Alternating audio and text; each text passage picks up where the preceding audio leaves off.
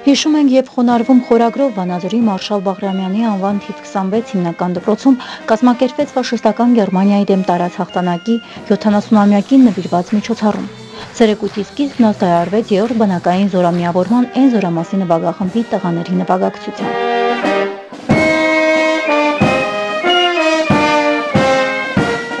Թերևս այս ցերեկույթը առանձնանում էր հաղթանակի օրվան նվիրված մյուս միջոցառումներից նրանով, որ այն ամբողջությամբ նվիրված էր Խորհրդային Միության նշանավոր զորահրամանատար ԽՍՀՄ պաշտպանության փոխնախարար Հովհաննես Բաղրամյանին, ում անունը եւ կրում է դպրոցը։ Ով կարողացավ խուսափել գերմանական գերությունից, ինչպես նաև այն սպան, ով բոլոր ռազմական պլաններում փոփոխություններ էր կատարում, եւ Ստալինը չէ եղել։ Նա նշանակվեց Մարշալ Սեմյոն Տիմոշենկոյի շտաբի պետ եւ մահացել Ռոստովի մոտ։ Սակայն նրա ռազմական կարիերայի ամենատխուր դժվարները կապված են 1942 թվականի Խարկովյան օպերացիայի ձախողման հետ, որտեղ 17,000 զինվոր զոհվեց հետախուզական սխալների պատճառով եւ դրանում մեղադրեցի Բաղրամյանը։ Նրան սպասում է Ստալինյան դատավճիռը։ 1942 թվականի մայիսին նա իր կնոջը Թամարային մի նամակ է գրում, որտեղ հիշում է իրենց կյանքի բոլոր դժվարները, րոպեն ու պահը, բայց նա սովորական ոչինչ չի հարցնում կնոջին, քանի որ հասկանում է, որ դա իր վերջին նամակն է լինելու եւ պատասխան նամակը ինքը չէր ստանալ։ Բայց ի զարմանս ժամանակակիցների եւ հետագա սերնդի դատավճիռ տեղի չունեցավ, քանի որ Մարշալ Ժուկովը Բաղրամյանին համարում էր բացառիկ ռազմական գործիչ, ցույց չի տալիս նրա հանդեպ պատժվող վճիռ կայացնել։ 1943 թվականին Ստալինը նրան նշանակեց առաջին մեղբարյան ռազմաճակատի հրամանատար։ Համադպրոցական միջոցառումը, որին մասնակցում էին բոլոր աշակերտները, կազմակերպվել էր ուսուցիչներ Ինեսա Գրիգորյանի, Գոհար Մկրտումյանի եւ Լիդա Հակոբյանի անմիջական նախաձեռնությամբ։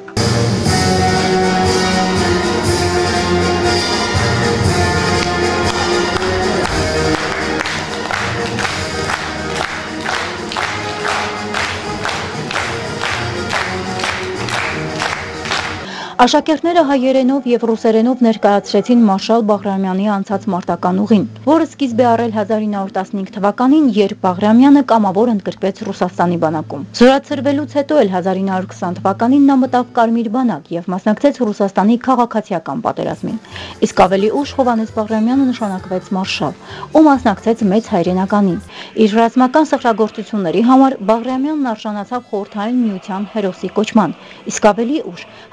1955 թվականին ստացավ Խորհրդային Միության մարշալի կոչում ու պատմությանը հայտնի դարձավ Մարշալ Բաղրամյան անունով։ Հովհաննես Բաղրամյանի անունով 1997 թվականին Հայաստանի Հանրապետությունում հիմնված է մեդալ, որով պարգևատրվում են աչքի ընկնող հայ սպաներն ու գեներալները։ Հատկանշական է նաև, որ միջոցառումն ուղեկցվում էր պատերազմի մասին պատմող տեսանյութերով, իսկ բեմը, որտեղ ասես թևածում էր մարշալի շունչը, ձևավորել էին 3-րդ բանակային կորպուսի զինվորները, մասնավորապես նրանցից ժամկետային զինծառայող Վարդան Լաբլաջյանը խոսեց իր ստացած տպավորությունների մասին։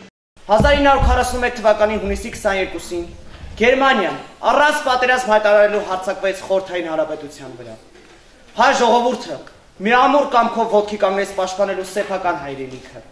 Եվ պատական չէ ռուսական թերթերի ավետումը, որ հայ ժողովուրդը, որը զգացել է Հիտլերի նախորդ Վիլհելմ II-ի կազմակերպած ցեղասպանությունը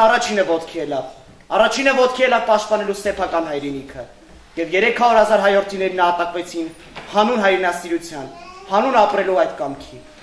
1992 թվականի մայիսի 9-ին հայ ժողովուրդը նույն միասնական կամքով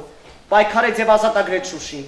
հայրենական Շուշին, որը մեծ նվաճում էր մեր համար, քանի որ այն բարոյահոգեբանական առաջին հարվածը հասցրեց թշնամուն, որ այդպես էլ չկարողացավ ազատվել պարտվողի հոգեբանությունից։ Եվ այսօր, քանի դեռ մենք միասնական ենք, քանի մենք դեռ կանք, պետք է պայքարենք հանուն հայրենիքի, հանուն ազատության եւ հանուն այն հայորդիների, որոնք զոհվեցին եւ որոնց պատգամ այսօր պետք է կատարենք մենք։ Մենք ինչպես նշել եմ, նրանց գործի շարունակողն ենք եւ պետք է պատվով կատարենք նրանց առաքելած այս ավետումը։ Քանզի մենք